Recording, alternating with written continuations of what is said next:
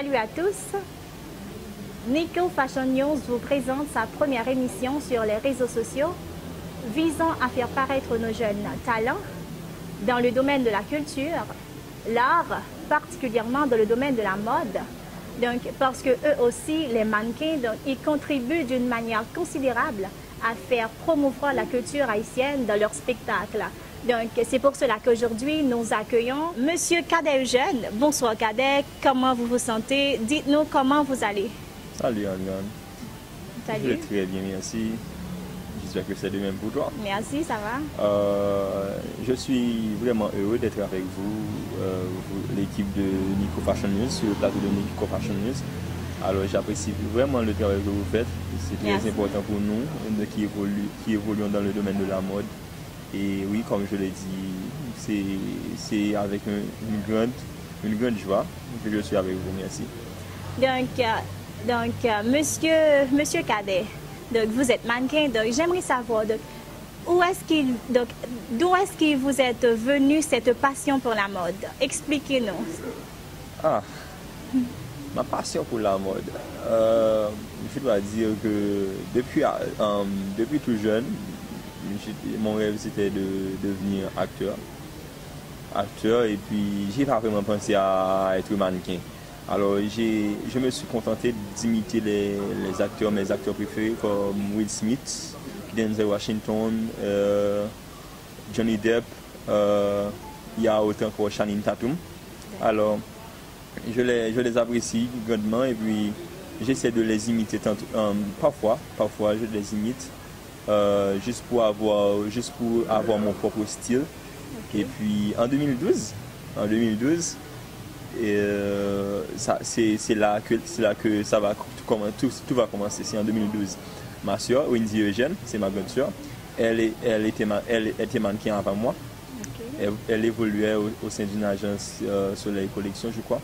Et puis elle voyait en moi un mannequin. Elle disait que j'avais tout pour être mannequin. Et puis moi j'étais tellement timide à cette époque-là. J'étais trop timide pour prendre la parole en public, timide pour faire quoi que ce soit en public.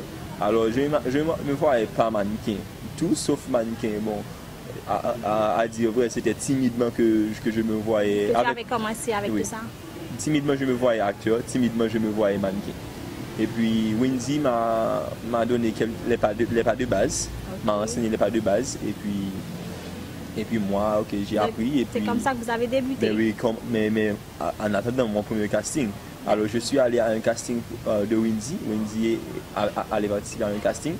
Et puis on était en manque on avait besoin de garçons, de plus d'hommes. Et puis Wendy avait insisté, alors vas-y, tu dois y aller. Et puis elle a pris mon t-shirt. Elle a insisté et puis moi, bon, ok, c'était torse nu le casting, alors moi je connaissais déjà les pas de base et puis là je me suis mis à marcher. Et puis à mon grand étonnement, ils ont adoré. Ouais, ils ont aimé et puis ils m'ont choisi comme mannequin VIP parmi les autres mecs. Alors là j'étais trop honoré, alors bon, c'était parce que je le méritais définitivement, parce que je ne dis pas que j'étais le meilleur, mais quand même c'était à considérer. Comme débutant quand même. Mais oui, carrément. Et puis après, j'ai fait ma première expérience à Haïti Fashion Week. Ok, donc vous avez représenté Haïti en avril. Oui, en avril. Donc lors du concours, exactement. Donc en République dominicaine, vous avez été représenté à Haïti. Oui. Donc qu'est-ce qui vous a motivé à participer à ce nouveau challenge? Comment dire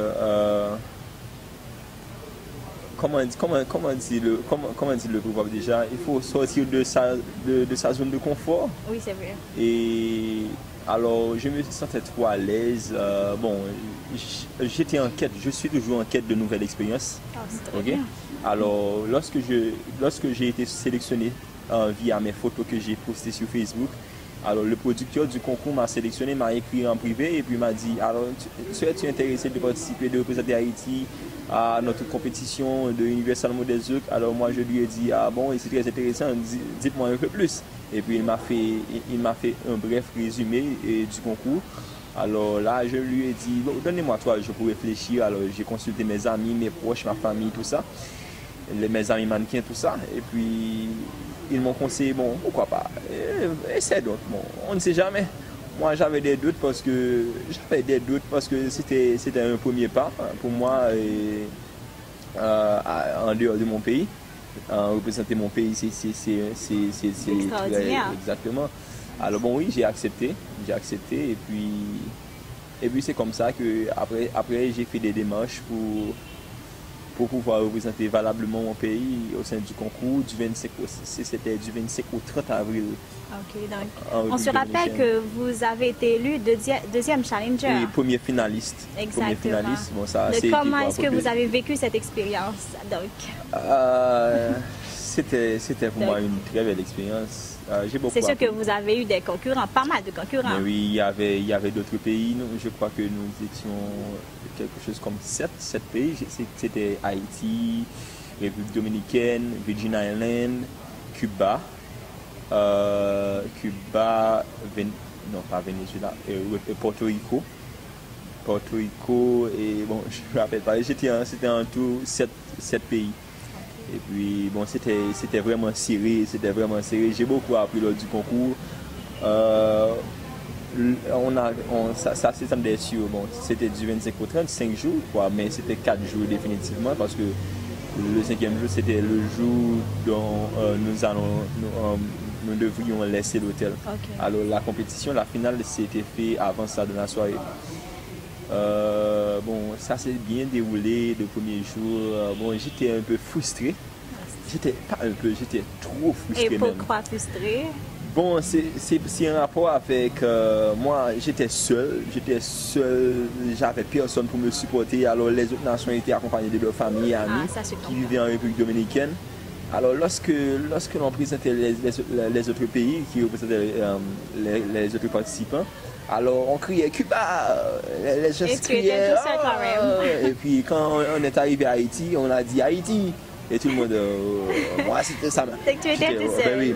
Alors c'est de là qu'est parti notre challenge. Le challenge pour moi c'était de là que ça c'est parti. Donc c'est sûr que ça n'a pas été facile pour toi. Du tout, mais j'ai utilisé ça d'une manière positive. Ok. Alors je me suis dit, alors je ne vais pas en rester là parce que je ne vais pas attendre qu'un bus va arriver et puis avec des patriotes pour me supporter. Alors là, ce serait trop de la science-fiction. Alors je me suis dit qu'il serait temps de séduire le public. Okay. Alors je me suis mis à cela, j'ai beaucoup travaillé, j'ai fait en sorte de séduire le public et ça a donné du résultat jusqu'à la fin. Le public a crié, bon pas mon nom, mais a crié Haïti parce qu'ils ne connaissent pas mon nom. Exactement. Ils ont crié Haïti, Haïti, Haïti. C'était très bien. Est-ce que donc, lors de ta participation surtout, est-ce que tu as eu des aides, est-ce que des sponsors, tout ça c'était très difficile. Est-ce qu'on vous a sponsorisé? Mis à part de Maggie Dieussé qui m'a aidé avec la tenue nationale. Et Maggie Dieussé m'a fait part d'une tenue pour une tenue nationale. Alors oui, elle m'a beaucoup aidé. J'ai pas eu d'aide financière d'instance quelconque en Haïti. Okay.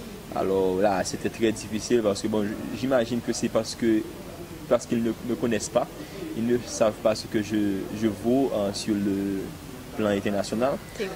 Alors j'ai eu des supports d'amis et familles, beaucoup d'amis, mes amis, mes proches, ils m'ont beaucoup aidé avec leurs conseils financièrement. Et j'ai eu l'aide d'un des mannequins, j'ai eu beaucoup d'aide de Jonathan Cancoul, il est dans la même agence que moi. Jonathan Cancoul m'a beaucoup aidé en ce qui a trait à des séances de photos, tout ça.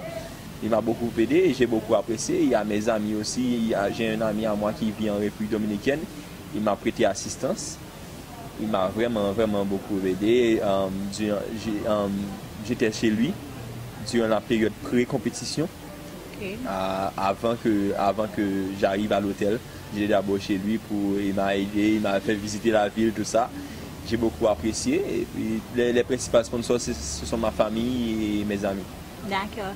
Donc, c'est sûr que on a appris que vous êtes médecin, oui, vous étudiez à la faculté de médecine, la troisième année. Troisième année médecine. Donc, comment est-ce que vous arrivez à faire la décantation entre être mannequin et être étudiant en médecine? Donc, c'est un peu difficile, ça. Oui, définitivement. Je suis en troisième année à l'université de la Fondation de Aristide. J'ai commencé, j'ai été d'abord, j'ai été mannequin d'abord. Okay? Alors, j'ai intégré la faculté en étant mannequin. C'était très difficile pour moi au début parce que c'était à moi de gérer mes contrats et j'étais en quête de contrats d'activité. C'était à moi de tout faire. J'étais trop occupé à surfer sur le net, à la recherche d'activités. Alors, une fois que j'ai intégré Sultan Agency, ça a été plus facile pour moi. Et parce que nous avons un petit domaine, alors elle fait tout mon travail. Alors, elle est en quête d'activité pour nous. Et puis, là, j'ai été plus ou moins libre. Et j'ai pu me concentrer plus sur mes études. Okay. Ça n'a pas été facile, ça n'a pas vraiment été facile, mais jusque-là, j'arrive bien à gérer les deux. Exactement, donc tu gères ça. Bien oui. Donc, est-ce que tu as un modèle de quelqu'un que tu suis les pas? Bon, c'est très difficile. C'est très difficile. Bon, nationalement ou international? Bon, j'ai pas vraiment quelqu'un à 100% que je suis les pas. Okay. Mais je ne peux pas d'autant plus ignorer. Mais oui, je ne vais pas ignorer mon respect pour Tyson Beckford. Okay. C'est un mannequin américain et qui a fait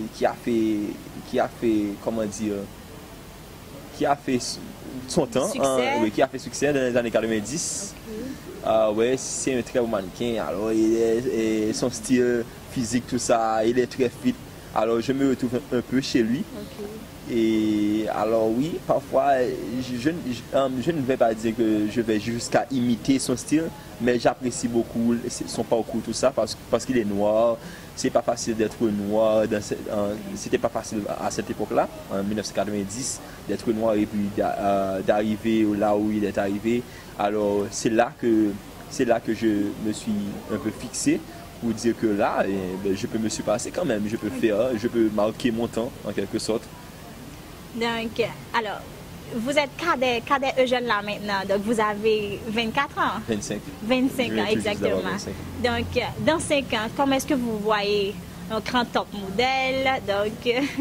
Dans 5 ans, je me vois déjà médecin, faire ma spécialisation en orthopédiste. Oh. Je ne sais pas si je pourrais gérer ça avec. On se demande. Très difficile parce que là, la spécialisation, ça mais de toute manière, tes fans attendent beaucoup de toi. Oui, alors bon, ils ont à me voir me présenter des activités comme dans mon prochain concours que j'aurai à représenter Haïti, ce sera très difficile. Je ne pense pas que je vais pouvoir participer à d'autres activités dans le domaine de la mode, mais quand même de des arômes. Ils ont quelques séances de photos, tout ça que je vais publier. Donc, vous n'allez pas les abandonner de toute manière? Non, carrément. D'accord. Carrément, mais après une fois ma spécialisation terminée, ou avant ça, je ne sais pas ce que me réserve l'avenir, mais je pense faire carrière sur scène. Dans les deux. En tant qu'acteur.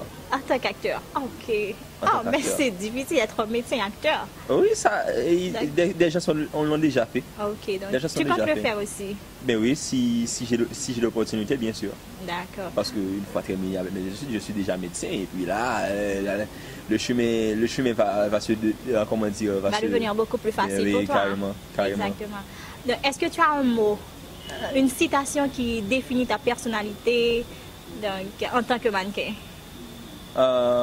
Bon oui, ma phrase, ma citation, c'est en anglais.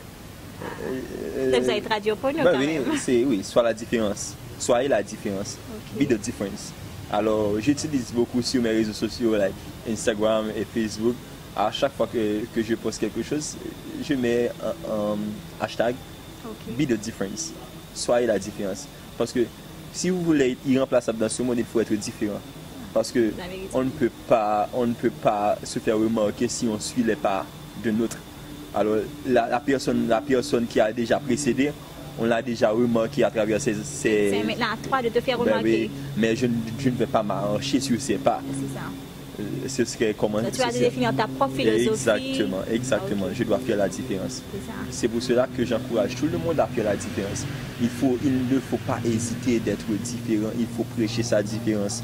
Il ne faut pas, il faut toujours garder son originalité. Carrément. En tant que mannequin aussi, donc ça. Oui. j'utilise cette citation dans tout. Soyez la différence. Je suis différent en tout.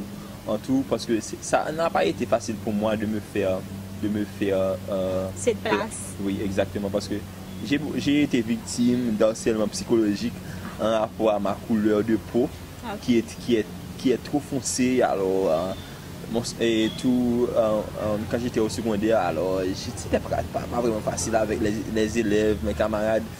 Ah, c'était un enfer pour moi. Bon. Mais tu as survécu ça. Mais oui, j'ai pris ça, j'ai bien appris.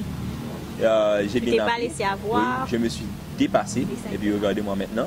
Et c'est encore, j'ai beaucoup de chemin à faire. C'est pas encore terminé. C'est pas encore terminé. Ce n'est que le début. Je fais confiance à Dieu. Donc, alors, tout le monde sait que le monde de la mode est connu pour un monde de concurrents. Comment est-ce que tu définis ça? Qu'est-ce que tu en penses toi-même? La concurrence, ça existe. Ça existe partout.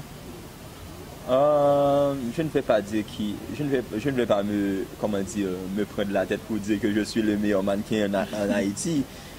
Mais j'aime voir des autres personnes qui essaient de se dépasser tout comme moi.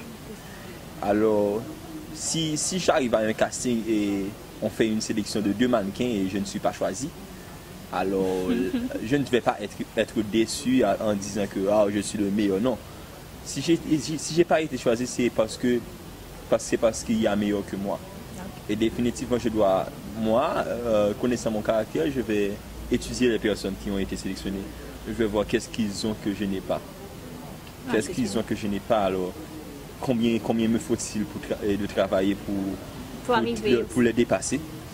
Alors c'est ça que je vais faire. Alors la concurrence, ça existe partout, mais la concurrence dépend de son point de vue, dépend de la façon dont on le conçoit. Oh, c'est ça.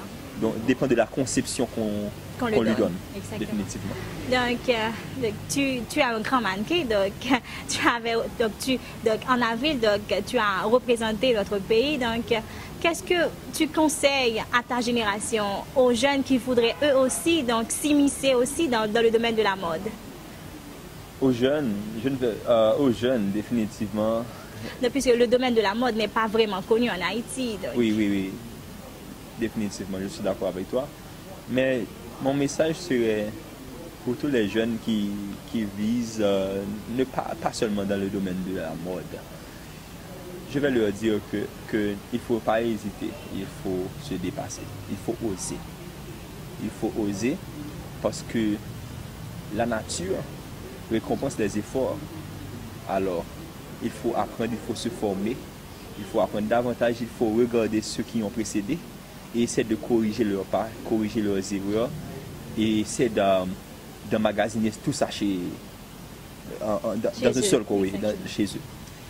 Je vous conseille donc à tous les jeunes qui suivent ce show, Nico Fashion Show, Fashion News, il faut vous dépasser. N'hésitez pas à prêcher votre différence. N'hésitez pas à être vous-même. N'hésitez pas à faire usage de votre folie, de votre style foufou. Qu'importe ce que disent les gens, alors si vous pensez que vous avez raison, alors allez-y. Donc en un mot, le message c'est d'oser. Il faut oser. Parce que toi-même, tu as su oser. Oui. Et regardez où tu es maintenant. À chaque fois que je suis tombé, j'ai appris de ma chute. Je me suis relevé. Donc déjà, nous vous souhaitons bon courage et bonne chance dans ton parcours parce que c'est un parcours assez difficile, surtout pour les jeunes haïtiens. Oui. Parce que on sait vraiment qu'il n'y a pas vraiment de possibilités, il n'y a pas vraiment de possibilités qui vous est offert, vous les mannequins. Donc Nico Fashion News vous souhaite déjà un bon parcours, donc bonne continuation, donc c'est à encourager, donc parce que vous avez été élu 2e challenger, donc ça c'est à encourager, surtout pour les jeunes haïtiens comme toi. Ok. Je dois demander au public d'être avec moi lors de ma 2e compétition. Ce sera du 1er au 6 août en République dominicaine, encore une fois. C'est Universal Models Look. c'est Mister Ok. Hispano-America International, excusez-moi. C'est Mister C'est Hispano-America. encore un autre concours? Oui, une autre compétition. C'est de plus grande envergure. Ok. Ça a plus de regards fixés. Ok. Je vous invite donc à aller sur la page Mister Hispano-America.